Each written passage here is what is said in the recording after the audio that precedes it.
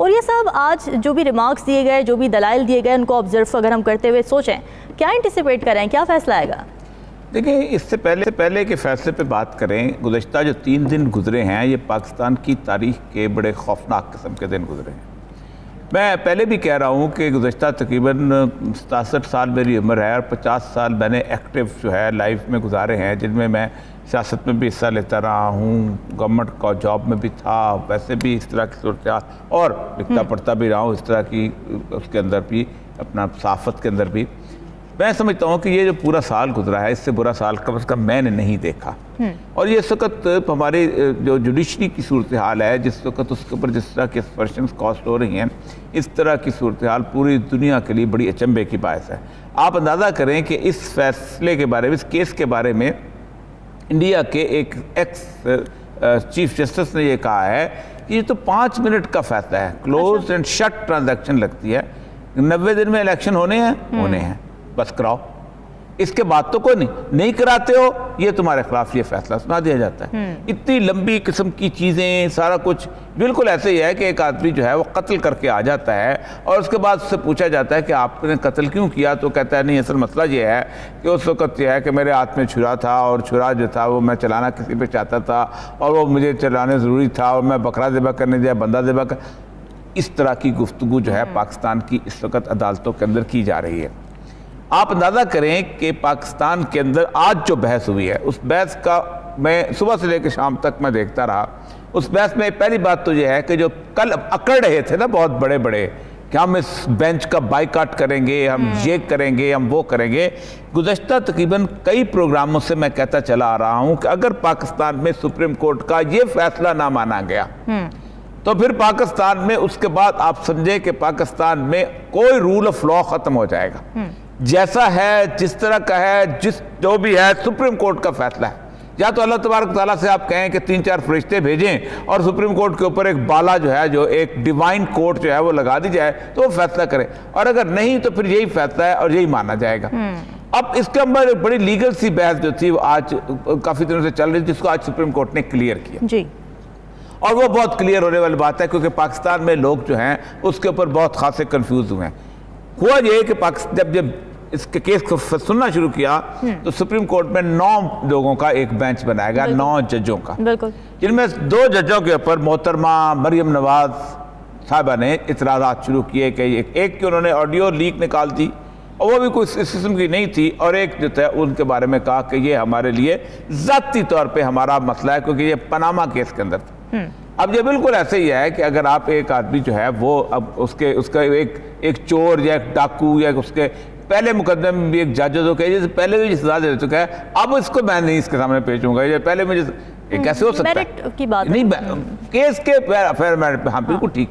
اچھا، اب ان کے 2 علیحدہ ہو گئے، انہوں نے کہا پھر اگر یہ اتنا اعتراض ہے تو ہم کر دیں۔ پھر اس کے بعد ہوا یہ کہ 2 ججوں نے کہا کہ یہ جو قانون جو ایشو ہے یہ ہم نہیں سن سکتے کیونکہ آلریڈی ہائی کورٹ کے اندر یہ موجود ہے، اگر سپریم کورٹ چاہے چیف جسٹس تو دوبارہ نیا بینچ تخلیق کر دیں۔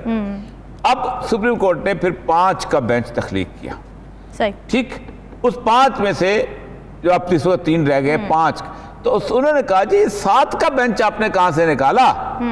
9 کا تھا، 9 میں سے 2 علیحدہ ہو گئے، پھر 2 نے کہا ہم سننا ہی نہیں چاہتے، وہ پیچھے ہٹ گئے، 5 کا نیا تخلیق کیا گیا، وہ 9 کا ٹوٹ گیا۔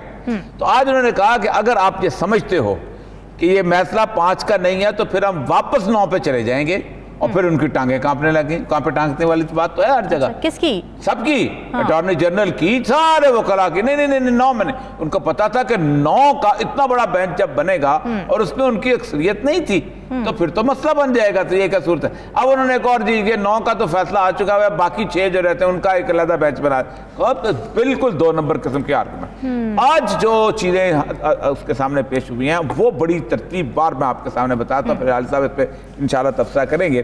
پہلی بات تو انہوں نے کہا کہ آپ کو کس نے یہ اختیار دیا تھا کہ آپ جو ہیں الیکشن کو ملتوی کریں؟ صحیح، کیونکہ جب 88 میں ہوا تھا مسئلہ تو تب بھی اس نے کیا تھا، سپریم کورٹ سے پوچھ کے کیا گیا تھا، کیونکہ سپریم کورٹ میں اس وقت کیس چل رہا تھا۔ کس کا کیس چل رہا تھا؟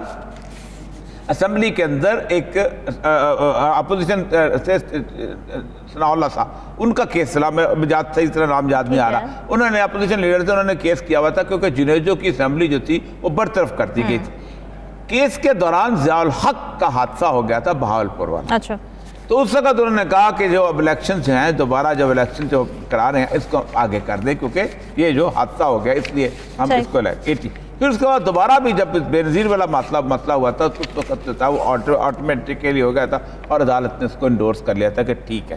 تو آپ کو یہ اختیار کس نے دیا؟ 8 اپریل۔ پھر اس کے بعد جو ہے الیکشن کمیشن کے جو وکیل ہیں ہمارے دوست ہیں عرفان قادر صاحب، وہ تشریف لے، انہوں نے ایک عجیب و غریب ریمارک کیا کہ آپ تو پہلے سے فیصلہ کر کے بیٹھے ہوئے ہیں، جس پہ انہوں نے کہا کہ آپ بتائیں آپ فیصلہ کیسے پہلے سے کر کے بیٹھے ہوئے ہیں۔ اس کے بعد کھسیانی بلی کھمبا نوچی والی بات ہو گئی کیونکہ یہ تو آپ کو ثابت کرنا پڑے گا کیونکہ آپ کو تو غیب کا علم تو نہیں ہے کہ پہلے سے فیصلہ کر کے بیٹھے ہوئے۔ اس کے بعد انہوں نے ایک اور چیز کی، انہوں نے کہا جی ہم نے سیکٹری فنانس کو بلایا ہوا تھا، اس کو بتائیں کہ کیا سیکٹری فنانس نے آپ نے رونا شروع کیا تو یہ انہوں نے کہا آپ یہ بتائیں کہ آپ نے فروری کے اور مارچ کے مہینے میں کتنا ریونیو اکٹھا کیا، ریونیو بتا دیا۔ پھر آپ نے بتایا کہ ڈیولپمنٹ بجٹ کے اندر انہوں نے کہا جی تقریباً ہم نے 400 کا بجٹ ہے، 170 ارب روپے جو ہے ان کو ایم پی ایس کو دیے ہیں۔ ان کا اب تک کتنا خرچ ہو گیا ہے؟ اب وہ خرچ جو ہے وہ تو 30% بھی نہیں ہوا تھا، تو کیا باقی جون تک یہ پورا خرچ ہو جائے گا؟ وہ نہیں ہو سکتا تھا، اس کی کیپیسٹی نہیں تھی۔ تو اس نے کہا 20 ارب روپے آپ نہیں دے سکتے، نہیں ڈیولپمنٹ سے نہیں دے سکتے۔ اچھا اس کا ٹھیک ہے 5% کٹ لگاؤ سب کا کراس دا بورڈ اور آپ 20 ارب سے زیادہ اکٹھا کر لیتے ہو۔ یہ تو بات جہاں ختم ہو گئی۔ پھر انہوں نے کہا کہ آئیں جناب آپ سیکورٹی والے آ جائیں۔ سیکورٹی والوں کو جب انہوں نے پوچھا کہ آپ بتائیں کہ آپ کی کیا کنسرنز ہیں تو انہوں نے کہا جی میں ان کیمرہ پر، ان کا ان کیمرہ نہیں ہے، ہمیں لکھ کے دے دو۔ ٹھیک، دوسری بات یہ ہے کہ انہوں نے یہ کہا کہ آپ کی تو ساری، جب انہوں نے پڑھا انہوں نے اس کو لکھا ہوا پڑھا تو انہوں نے کہا یہ تو سارا کچھ کے پی کے میں ہے۔ اچھا، تو الیکشن تو ہو رہے ہیں پنجاب میں، بالکل، تو یہ پنجاب میں کدھر سے دھماکے ہو رہے ہیں بھائی؟ ٹھیک ہے، اور پھر سب سے اہم بات ہے کہ اب پاکستان میں الیکشنوں سے پہلے نیوزی لینڈ کی ٹیم آ رہی ہے اور نیوزی لینڈ کی ٹیم جو ہے بڑا لمبا دورہ کر رہی ہے، تو نیوزی لینڈ کی ٹیم جو ہے اس کو کوئی نہیں کچھ نہیں ہوتا ہے جیسے الیکشنوں میں ہوتا ہے۔ ٹھیک، تو یہ لمبی بحث چلنے کے بعد بہت لمبی، اس پہ مزید بحث کریں گے کہ انہوں نے پھر جو قاضی فائز عیسیٰ کا جو فیصلہ ہے اس کے اوپر اس کو اڑایا ہے، وہ کیسے اڑایا ہے اس پہ کرتے ہیں بات۔ پہلی بات تو آپ نے بڑی زبردست تجویز دی، لیکن جو لوگ الیکشن سے ڈر رہے ہیں، جو لوگ الیکشن میں نہیں جا رہے وہ ریفرینڈم میں کہاں جائیں گے؟ الیکشن میں نہ جانے کی وجہ کیا ہے حکومت کی؟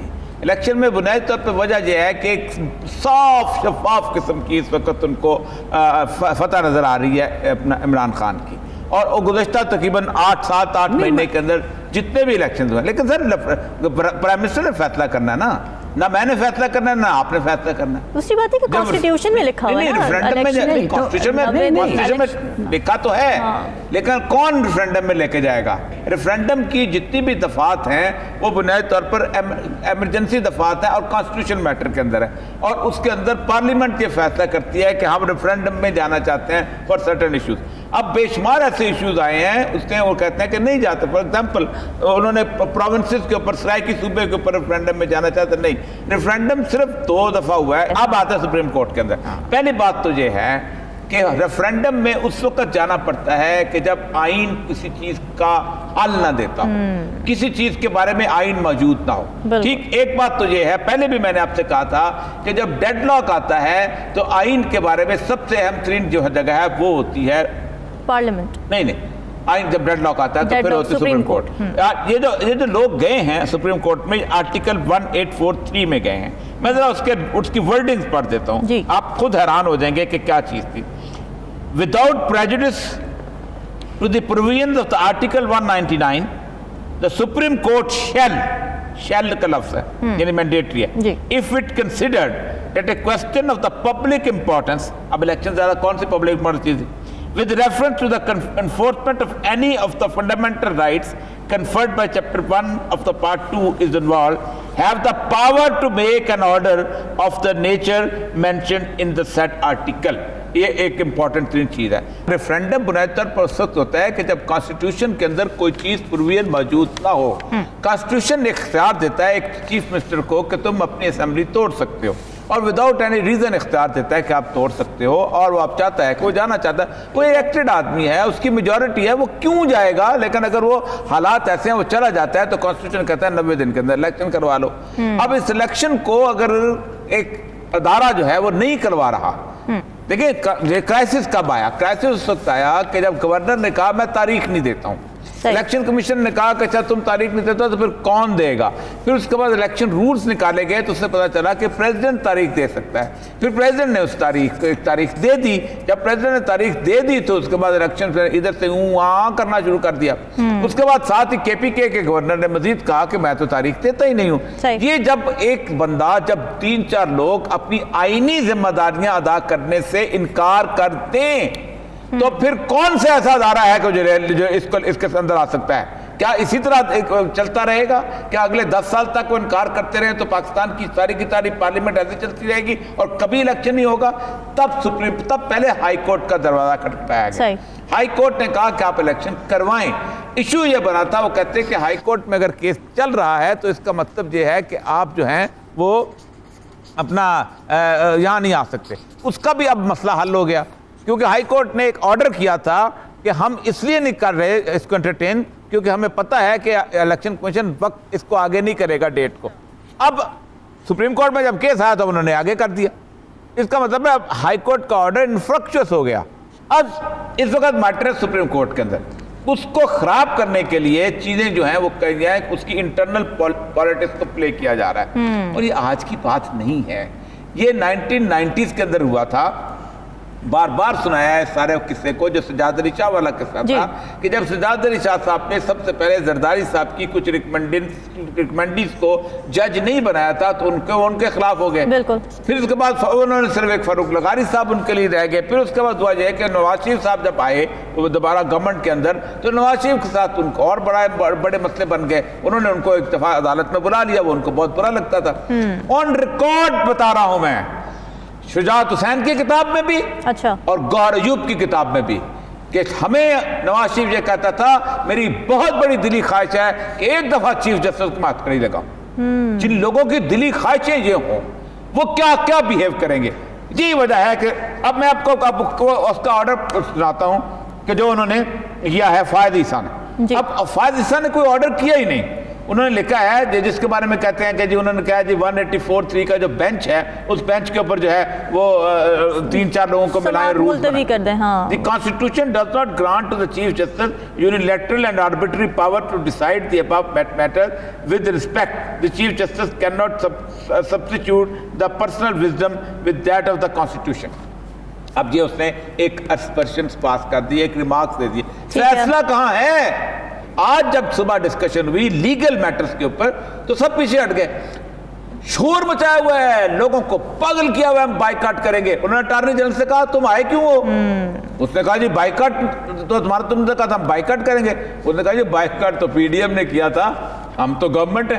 واہ واہ، یعنی گورنمنٹ جو ہے وہ اور ہے، پی ڈی ایم اور ہے، ٹھیک۔ اب اس کے بعد انہیں فاروق کہتا ہے کہ ہم نے تو نہیں کیا۔ اب وہ ایک عجیب و غریب، دیکھیں یہ دونوں مل کے، تینوں چاروں مل کے پاکستان کے عوام کے ساتھ کھیل رہے ہیں۔ پاکستان کے عوام کا پاس جاؤ، اس کے پاس کوئی اور راستہ ہی نہیں ہے، ہم اتنے دنوں سے کہہ رہے ہیں، اور جو بندہ بھی یہ سپورٹ کرتا ہے اس وقت پاکستان کے اندر الیکشن کے علاوہ کون رہا، وہ پاکستان کی ایک قسم کی تباہی کو سپورٹ کر رہا ہے۔ آپ خود سوچیں نا، اتنی بڑی قسم کی خوفناک قسم کی صورتحال میں پاک کے دو بڑے 69% صوبوں کے اوپر پاپولیشن کے اوپر کیئر ٹیکرز بیٹھے ہوئے، جن کا کوئی تعلق نہیں ہے، جن نے عوام کے اندر جانا نہیں ہے، جن کے عوام سے الیکٹ ہو کے نہیں آئے، اور ان کو گورن کون کر رہا ہے؟ ایک ایسی گورنمنٹ کر رہی ہے کہ جو جہاں کی الیکٹڈ ہی نہیں ہے، نہ فیڈرل گورنمنٹ جو ہے وہاں سے۔ تو یہ ایک ایسا کرائسس تھا جس میں سپریم کورٹ میں آنا تھا۔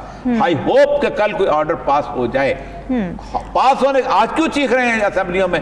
اعظم طاہر بھی چیخ رہا ہے اور نواز شریف بھی چیخ رہا ہے، کس لیے کہ ان کو پتا ہے کہ آرڈر کیا آنے والا ہے۔